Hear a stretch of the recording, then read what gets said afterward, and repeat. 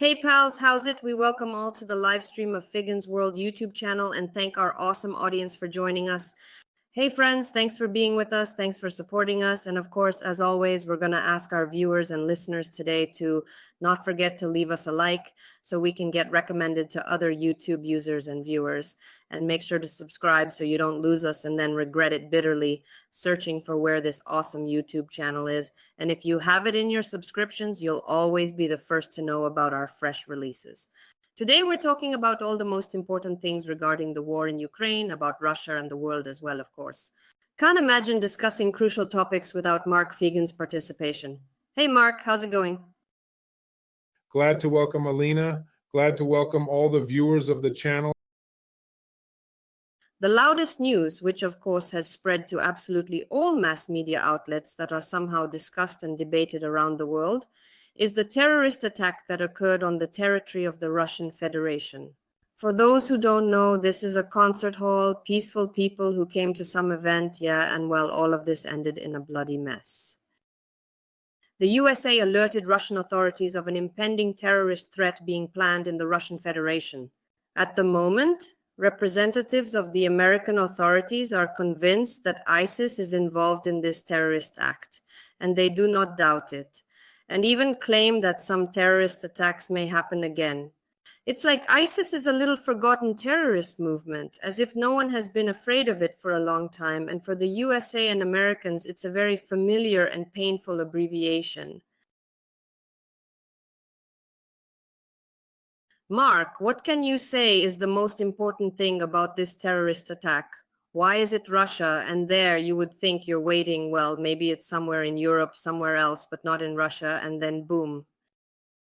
Well, first of all, you got to trust the opinion of American intelligence agencies because they and the CIA are heavily involved, just like with other online terrorist organizations, and they have the most information. And of course, they can share this information in the interest of international security and the fight against terrorism. There is a large agency network specifically located in the United States. In the respective regions, it is Afghanistan, it is Syria, and a number of other places where, American intelligence agencies can obtain information from their agents regarding planned terrorist acts by different groups associated with ISIS. Specifically, the terrorist attack in Moscow was indeed carried out by one of those factions of the group that, seemingly, I repeat, was destroyed and announced. But the fact remains that the network structure cannot be completely destroyed. And here is one of the groups supposedly located in Afghanistan, specifically in Khorasan, associated with ISIS, that is reportedly responsible for carrying out the attack, as stated by Washington. I believe that is reliable information. Americans certainly possess this information to a significantly greater extent than Moscow does. Russian leadership and its special services, like others, are not an exception.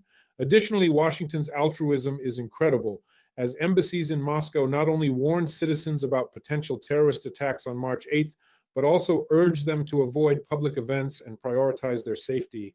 They even passed information to Washington about planned terrorist attacks. In other words, they shared information with Moscow. Today, after yesterday's terrorist attack in Moscow, the Russian special services reported that, an anonymous source, apparently the press service of the FSB, said that such information was indeed transmitted, but without specifying any details. It's the right of one of the special services, the American Special Service, not to specify the information source or the required details to protect their source, which is logical. But the fact that despite, in general, quite complex, even hostile relations between Washington and Moscow for the sake of safety and saving lives, Americans reported that such terrorist attacks are being prepared. And as we can see, Moscow was not prepared for them. Moscow couldn't stop them. Moreover, it seems like the terrorist attacks will continue because today, literally today, there was another statement from the American side that it is unsafe for the citizens of this country as well as other Western citizens. And this information apparently is being transmitted to the Western embassies of other countries in Moscow. It is unsafe to be in Moscow as it is fraught with the danger of being in the epicenter of yet another terrorist attack. So there seems to be a pattern here. Moreover, there's another important statement that Washington made about no trace of Ukrainian involvement in these attacks. Ukraine ain't got nothing to do with these here terrorist attacks. It's those damn Islamic radical groups responsible for this terrorist attack. Moscow, on the other hand, through Putin, who at the end of the day after this terrorist attack, made a statement accusing Ukraine of not providing a corridor for the terrorists who fled from Moscow and shot innocent civilians. At this moment, approximately 150 of these individuals have lost their lives due to this assault on Crocus City Hall. What is this certificate about? It is about how Putin takes care of his business through this terrorist act. That is what it is. He is attempting to create a division between the official government in Kiev and its allies. What is evident is carried out in order to weaken the support, and the support that is already weakening from the Western allies of Ukraine in the war with Moscow, the war with Russia. And I don't think it's going to achieve its goal. People in America and in European countries are not naive. They comprehend completely that it is not advantageous for Kiev to have any sort of affiliation with any acts of terrorism, as it can clearly contradict the perspectives and norms of Western nations in terms of terrorism and go against their established principles and values. Kiev doesn't commit terrorist acts. There are acts of military sabotage. This is without a doubt being done by Kiev against the enemy, Moscow, with whom Ukraine is at war in general. And in this context, it is relevant to mention both the occurrences of explosions targeting objects on the territory of Russia that serve military infrastructure and the deliberate assassinations of traitors, which have also occurred and for which Kiev has taken responsibility. For these actions, however, there have been no instances of mass killings of the civilian population involved in the war. Despite appearances, this has never occurred even a single time. In all its 30-something years of history, Kiev has never conducted any terrorist attacks, and neither has Ukraine. In Ukraine, there were never any terrorist attacks before the war. Ukraine was completely out of the international terrorism context, both as a subject and as an object. The root cause of all the problems can be traced back to the war that was initiated by Moscow against the sovereign state of Ukraine. What other additional elements or features should we consider incorporating in this particular area or context? There is reason to believe that Washington is scared of Putin. In America right now, during the election period, there is some political turbulence going on because the election will take place in November. Will the candidate Trump, who apparently will receive the nomination from the Republican Party, come to power, or will Biden continue to remain as president? It is still uncertain and unknown. The elections will demonstrate it. However, during this period of weakness, political weakness, uncertainty, Washington does not desire to provoke Putin. We can observe that fact, and takes very cautious steps towards putting the situation on hold. As an illustration, in the most recent G7 summit at the level of foreign ministers, it was the State Department in Washington and the United States that obstructed the opportunity to make a declaration regarding the illegitimacy of Putin as the elected president, who was elected on March 17th, thereby preventing an official acknowledgement of his lack of legitimacy. Well, an obvious attempt not to anger Putin during this period, because it is absolutely clear that Putin is an illegitimate president. No one elected him. There were no elections in Russia. But Washington is being cautious. For instance, the recent visit of Jack Sullivan, Biden administration's national security advisor, to Kyiv. According to information already made public, it has been reported that Jack Sullivan strongly urged Kiev not to proceed with a military strike on the oil refining structure located in Russia. Currently, there have been 2 back-to-back attacks on significant factories carried out by drones originating from Ukraine. The initial one targeted the Novokoryevsky oil refinery, and shortly prior to that, the Syzran oil refinery was also attacked. In the Samara region, which is one of the regions of Russia, there are the largest oil refining plants that are part of the Rosneft system. This is the former Yukos. It refers to the Yukos company. What does this indicate? Apparently, the Russian side reached out to the United States, asking them to keep Kyiv safe from such attacks. This is an extremely sensitive area for Moscow and the Kremlin, given that oil, gas, hydrocarbons, and oil refining constitute the most vital sectors of the Russian economy on the one hand. However, on the flip side, it is closely linked to Moscow conducting this so-called special military operation on the territory of Ukraine. Consequently, it is evident that the connections between Washington and Moscow are actively employed to exert significant influence over Kiev, a fact that cannot be disregarded. This is also proof that America is fearful of Putin. What kind of fear is this? What is the nature of this fear? First and foremost, the crucial point is that Putin persistently resorts to rhetoric that consistently looks escalatory in order to convey a sense of urgency or aggression. She escalates the situation to the extreme, even to the point of starting a world war and a nuclear war. The initiative of French President Macron to send a limited contingent of troops, as he states, to the territory of Ukraine is being utilized by Moscow as a pretext to resort to this nuclear rhetoric, openly discussing a potential military confrontation between NATO and Russia, which could potentially turn into a full-blown nuclear conflict and has the potential to escalate into a devastating nuclear conflict between these opposing rivals, raising concerns about the stability of the region and the global implications of such a scenario. So, of course, Washington is easing this situation. Right now, he seems more indecisive towards Moscow and Putin than Europe, which understands that as a result of the November elections in Washington, it may be left alone with Moscow and Putin's aggressive policies, and therefore seeks its own ways to ensure European security without Washington's involvement.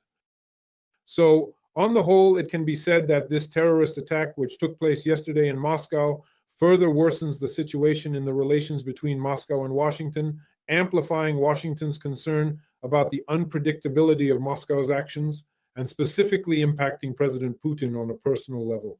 You get it? Because Moscow insists that there is a Kiev trail, Putin says this in his statement a day later, while Washington says there is no such trail, and he's nowhere to be found. Kiev has nothing to do with this terrorist attack. This is also a source of conflict. Let's see how Moscow will be able to impose its opinion on Kiev's involvement in the terrorist attack that took place in Crocus and Tikhom. As far as I understand, exchanging information between intelligence agencies is what they call good manners, because Americans always hope for something mutual, and it's a tradition despite the war. It's true that knowing about a planned mass terrorist attack where civilians could be harmed, they share this information. On the other hand, it's important to remember that ISIS once declared war about Russia for their villainy, for the wars they waged against Muslims. So it's not like something really new in Russia. Nevertheless, when you talk about a very interesting fact about whether America is afraid of Russia, Putin really did everything to, at least in theory, intimidate absolutely everyone with information for 2 years. And people like Elon Musk, Tucker Carlson, they were also very actively helping in this, spreading some propaganda and disinformation, fears about being very afraid of nuclear escalation and the like. But at the same moment, literally just the other day, when this terrorist attack happens, if we're really saying that these are ISIS terrorists, it shows that Russia's security system is full of holes, not as powerful as they claim. They fight endlessly with everyone, resist everyone, can punish and defeat anyone. They defeated NATO without even starting this war. They just talk about it in their Moscow studios. And I'm curious then, what's another dimension of this side? Well, okay, even if someone in America or Europe is scared, at the same time, they should see Russia's weakness right now. She is incapable of protecting her own. She lacks the ability to stand up to 5 armed men who are planning a terrorist attack. Yeah, they may be one step ahead, but hey, you have got a whole damn police state over there. Does not that indicate that there are weaknesses and we need to work on them too? No, they are obvious, these weaknesses, because there are a total of 5 individuals present in this immensely large concert hall, which is filled with thousands of people, all of whom are equipped with Kalashnikovs and additional magazines for their firearms. They've already killed about 1,500, now the last digit, 1,500 people, and nobody could stop them. Listen, if 5 individuals with automatic firearms arrived in the United States, would they be shot? Yeah, they would have killed some people, but armed folks in the United States would have just wiped them out, you know? In Russia, it's illegal to own firearms. You're not allowed to own any kind of cut-off firearms, especially short-barreled ones. We don't have him in our hands. You know, there are only hunting weapons and so on. America is an armed country, meaning it's unthinkable for something like a mass shooting to happen, specifically in a concert hall with hundreds of people. Although shootings do occur in America, mostly in educational institutions, as we can see, they happen quite frequently there as well. But still, to come into a hall and commit such a large-scale terrorist attack that, so to speak, wasn't prevented, and people managed to escape the scene of the attack, that's strange to say the least. But I want to give you another example. So last year in 2023, there was this event on June 24th when the late, now handsome Putin, killed on August 23rd, led 3,000 of his hired guns from the Wagner PMC to Moscow. They made it to the Moscow region, to the border, and they didn't encounter any obstacles. What is this? Are these openings in the security system located in Russia? Or is it simply a lack of readiness to participate in combat with individuals who are armed in any way? I believe both. There is fear, as the law enforcement agencies and their personnel possess a profound understanding of the real power, you know? They're just afraid that there will actually be people who are ready to kill and ready to die, whether they're terrorists or the Wagner PMC. And they have no opposing force to counter this determination. They have become accustomed to a different form of resistance. We aren't taking war or combat in Ukraine. There's a whole army fighting there. But when we talk about terrorist attacks, preventing, fighting, and eliminating consequences should be the job of special services. They are extremely cautious. There is a group of individuals who do not want to die and do not want to participate in direct combat with armed individuals. That's dangerous, dude. Russian special services are created exclusively for the purpose of fighting and repressing dissenters, dissidents, and oppositionists, but not against armed individuals. This just goes to demonstrate the weakness and vulnerability of the system. When we discussed the occurrences of June 24th in the previous year with the Wagner private military company and Prigozhin's assault on Moscow, as the French ambassador in Paris informed me, both capitals were frightened by this assault. In two capitals, in the center of Moscow, which was not prepared for a military coup, and Putin himself, but also in Washington. Washington, despite being scared of Putin, doesn't want a change of power in Russia. Washington is opposed to changing power. He does not support the armed opposition of Putin, which is based in Ukraine and poses a threat. These are military units of Russian citizens. This is the Russian Volunteer Corps, the Legion of Freedom of Russia, the Siberian Battalion, and others. The government of Washington is apprehensive that a leader who is even more detrimental than Putin may rise to power in the future. It will initiate a nuclear war, thereby triggering a larger war in Europe, and so on and so forth. But in reality, what Putin is doing is already realizing all of Washington's fears of a possible escalation, possible conversion, transformation of the war in Eastern Europe, in Ukraine, into a war on a larger scale with a number of European countries, involving all European countries and NATO. This is already happening, in fact.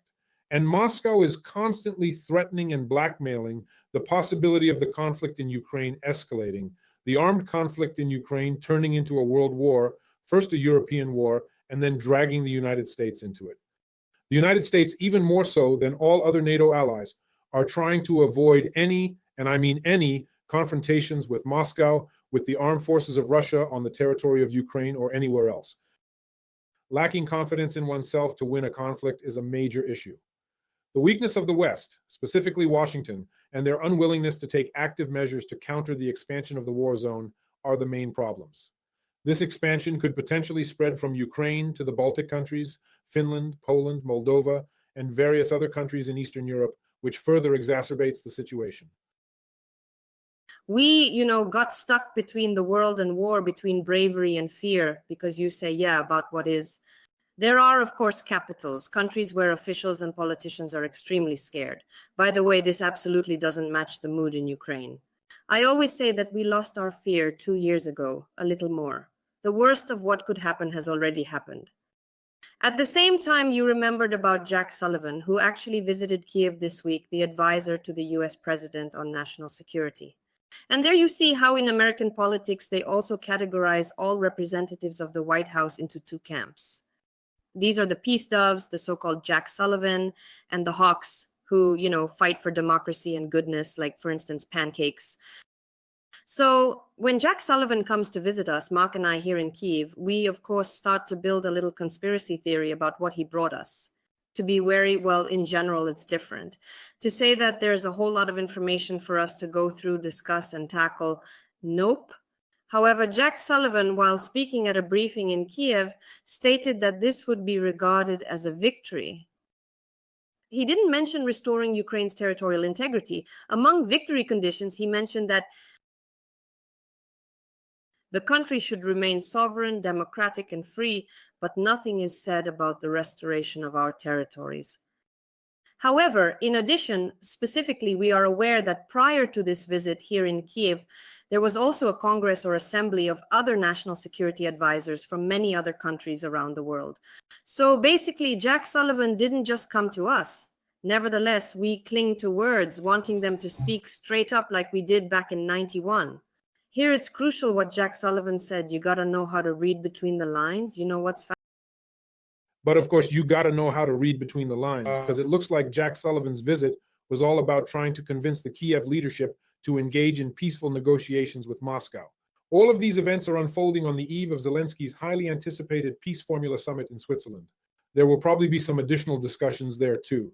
Possibilities of starting negotiations with Moscow, and I fully admit that it is not by chance that Sullivan does not mention that the future of Ukraine, sovereign, democratic, and otherwise, can be preserved as a condition for victory within the boundaries of the 91st year.